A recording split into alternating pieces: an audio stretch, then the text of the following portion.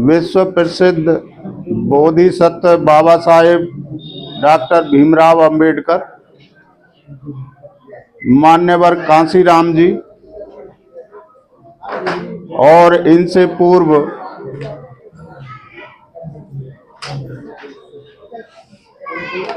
गौतम बुद्ध, गुरु रैदास जी, मैं इन सबको नमन करता हूं।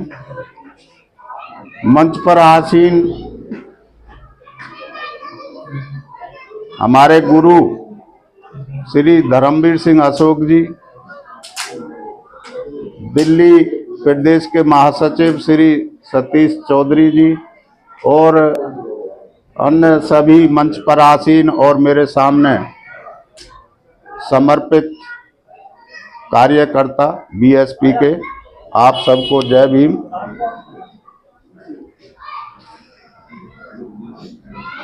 मैं 2023 में J&K ब्लॉक दिलशाद गार्डन के स्कूल से रिटायर हुआ था। ड्यूटी के दौरान बामसेफ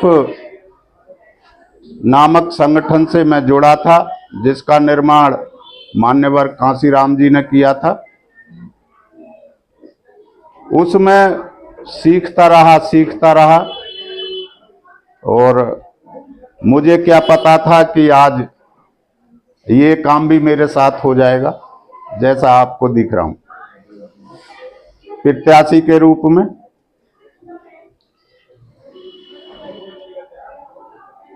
अभी लास्ट डे में 26 जनवरी मनाया गया। 26 जनवरी 1950 को हमारा संविधान, बाबा साहब का संविधान लागू हुआ था। उससे पहले 26 नवंबर 1949 को संविधान जो बनाया बाबा साहब ने, संविधान सभा में पास हुआ था। जब संविधान सभा में संविधान पास हुआ था तो बाबा साहब पार्लियामेंट से बाहर निकल रहे थे। उस दिन बाबा साहब के चेहरे पर काफी खुशी थी। वैसे तो कभी भी देखा होगा गंभीर अवस्था में ही उनका चेहरा दिखाई देता था।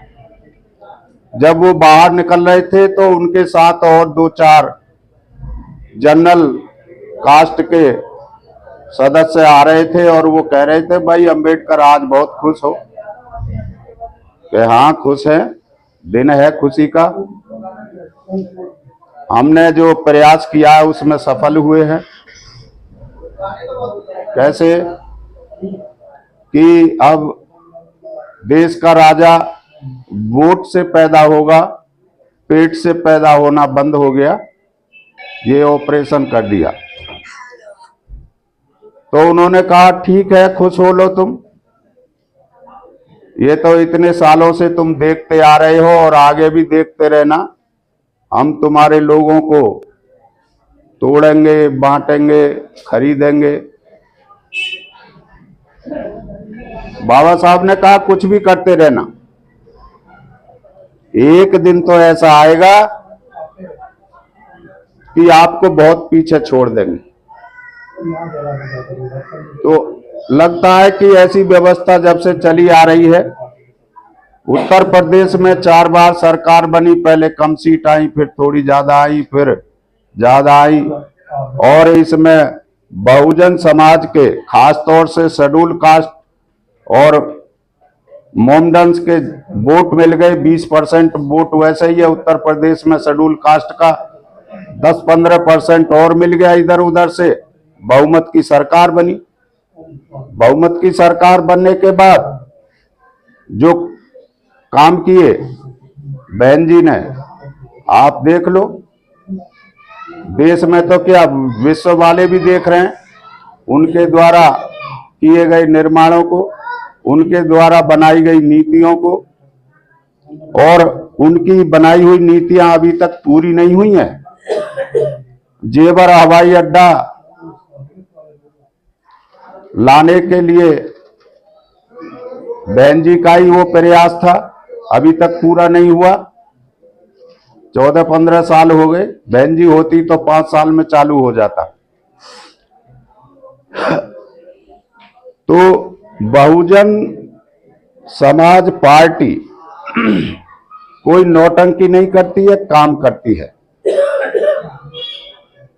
नौटंकी आप देख रहे हैं टीवी के माध्यम से, अन्य मीडिया के माध्यम से। दो ही पार्टियों में संघर्ष दिखाई देता है, जैसे और कोई है ही नहीं लड़ाई। मतदाताओं की ताकत का उनको एहसास कराना है आपको कि ऐसा नहीं चलेगा, अब वैसे चलेगा जैसा हम चाहेंगे। ये ताकत बाबा साहब ने संविधान में दे दी थी कि सरकार जो चलेगी वो जनता ही उसकी मालिक होगी। या तो सही काम करे और नहीं 5 साल बाद उसको पटक देंगे। पटका भी है और उछाला भी है।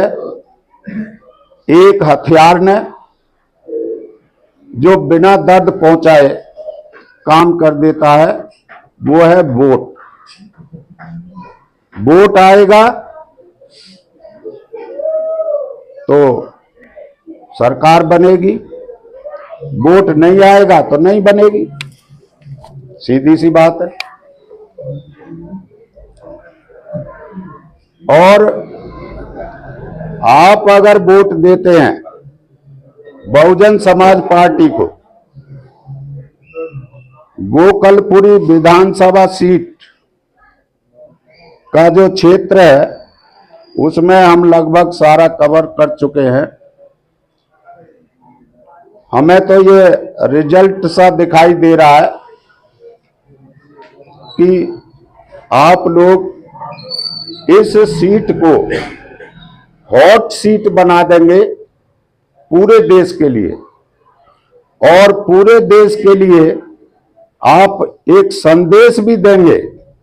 गोकलपुरी की जनता, गोकलपुरी विधानसभा क्षेत्र की पूरी जनता पूरे देश को एक संदेश देगी कि बहुजन समाज पार्टी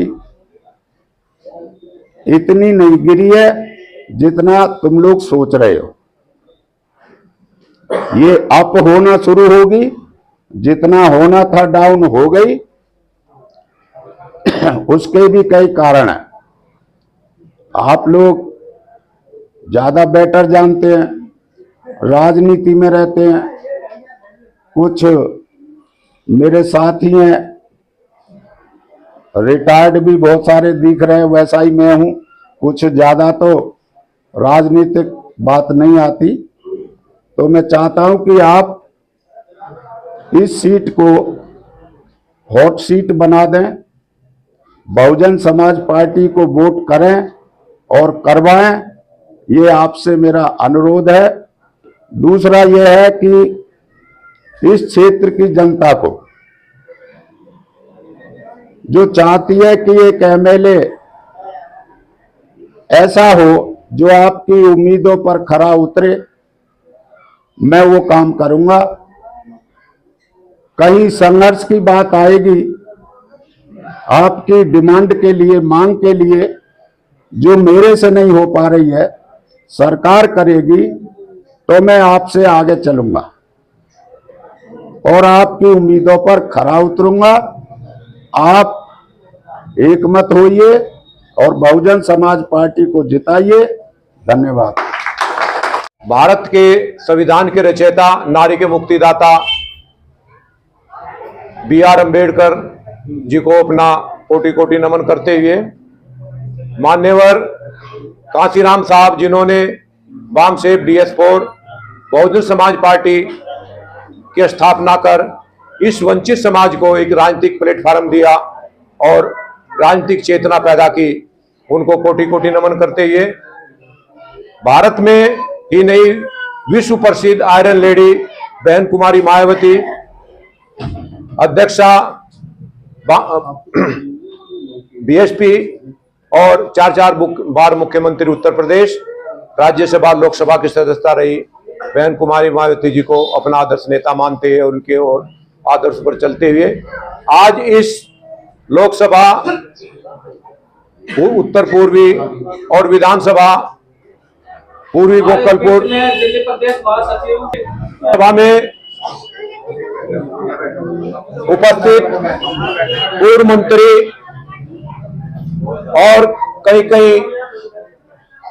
स्टेट के प्रभारी रहे माननीय धर्मवीर अशोक जी, और हमारे बीच में जो अपने परिचय के मोहताज नहीं है, इस विधानसभा को इन्होंने तैयार करने का काम किया। हमारे बीच में चौधरी सतीश जी, महासचिव दिल्ली प्रदेश, और इस जो आज ये शुभ अवसर मिला है, और होता है कि इंसान का संयोग हो, माननीय लाल सिंह जी हमारे बीच में आए और बहुजन समाज के जो इधर उधर बिछड़े लोग थे वो वापस आने लगे।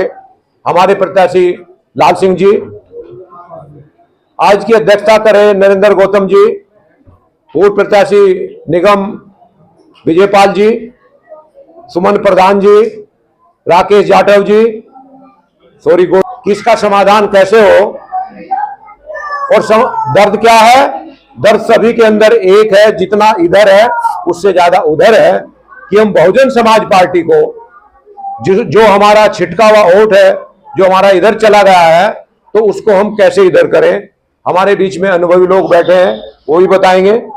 साथियों, मैं ज्यादा बात नहीं कहूंगा कि हमारे सीनियर साथी हैं, उनको मैं अपना समय दूंगा। मैं एक बात जरूर कहूंगा आपके बीच में, बहुजन समाज पार्टी वो पार्टी है जिसने यहां जो संतरी बनने के लायक नहीं थे उनको मंत्री तक बनाया। जो 10 पैसे यानी रुपए का जो हिस्सा होता है 10 पैसे, जो छोटे समाज है, जो छोटी जातियों, मतलब ऐसे लोग हैं जिनकी संख्या कम है, उनके मंत्री केवल बहुजन समाज पार्टी ने बनाए, बैकवर्ड क्लास के लोग। तो बहुजन समाज पार्टी इस देश की नेशनल पार्टी है और उसका वोट बैंक कम नहीं है, उसको हराया जाता है। जब कोई बात आती है कि बहुजन समाज पार्टी का कैंडिडेट यहां पर फाइट कर रहा है, तो सारे लोग एक हो जाते हैं और उसको हराने का काम करते हैं। पूरे देश में लगभग हमें 2 करोड़ के आसपास वोट मिला है। तो कौन कौन कहता है कि बहुजन समाज पार्टी गड्ढे की तरफ जा रही है? ये दिल्ली के लोग कहते हैं। उत्तर प्रदेश में देखो कितना वोट मिला है, उत्तराखंड में आपके 2-2 विधायक हैं। तो क्या है ये? हमारा वोट बैंक कम नहीं हुआ है, चाहत भी लोगों की कम नहीं हुई है, लेकिन क्या है, ये बहकाए में आ गई। बहकाए में किसके आए? बहकाए में भाजपा के नहीं आए, बहकाए में आए केवल और केवल बहरूपिये के। वो बहरूपिया जिसे केजरीवाल कहते हैं दिल्ली के अंदर। यहां माइनॉरिटी के भी लोग बैठे हैं, मुस्लिम लोग बैठे हैं, मेरे समाज के लोग भी बैठे हैं। मैं बिल्कुल स्पष्ट तौर पर कहना चाहता हूं कि इन दोनों समाजों ने ही दिल्ली के अंदर केजरीवाल की सरकार को बनाने का काम किया। और इनको दिया क्या? ये जो बाबा साहब का जो वोट का अधिकार है, सत्ताएं बदलती हैं वोट से, शासन बदलते हैं वोट से, या तलवार से बदलते हैं शासन। यहां तलवार चलाने की जरूरत नहीं है, कोई खून खच्चर करने की जरूरत नहीं है। बाबा साहब ने एक शांति प्रिय की, वो हम सब भगवान बुद्ध के फॉलोवर हैं, उन संतों के फॉलोवर हैं जो एक शांति में विश्वास रखते हैं, और वो शांति जो है केवल वोट के अधिकार से सत्ता परिवर्तन बाबा साहब ने यहां करने का जो अधिकार दिया था, और वो अधिकार आज हम सत्ता परिवर्तन की जो बात आती है अपने लिए इस्तेमाल नहीं करते, दूसरे के लिए इस्तेमाल करते हैं। पूर्व साथी ने भी जो कहा, मैं उसी बात को आगे नहीं बढ़ाऊंगा, उसमें मॉडिफाई कर रहा हूं उस बात को, कि जो वोट का अधिकार बाबा साहब ने दिया है वो अपने आप को, अपने समाज को अपना राजा बनाने के लिए दिया है, नहीं कि दूसरे को राजा बनाने के लिए। यहां कौन हारे इससे हमें कोई मतलब नहीं है, हमें केवल और केवल मतलब है कि कौन किसे जिताना है? अपने प्रत्याशी को जिताना है। साथियों, आज तो हम बहुत सक्षम है, 4-4 बार बहन जी को मुख्यमंत्री बना दिया। ये पार्टी बहुजन समाज पार्टी उस समय जब यहां पर एक क्षेत्र कांग्रेस का शासन होता था, वहां से निकाल करके पूर्ण बहुमत की सरकार उत्तर प्रदेश के अंदर बनी और हमारे 31 MP तक भी पहुंचे, बने। कब बने? ये हमारे और आपके बनाए हुए हैं। तब हम बैठते नहीं थे। आज हम कानों के कच्चे हो गए हैं और दिमाग के छोटे हो गए हैं। वो हमें अपना कान मजबूत करने हैं और दिमाग बड़ा करना है, जिसे पहले हमारे लोग साथियों का था, हमारा था। जब गड्ढे से निकाल करके आपने ये वटवृक्ष बनाया है और इसने फल दिए हैं, तो ये वृक्ष फिर फल फूल रहा है।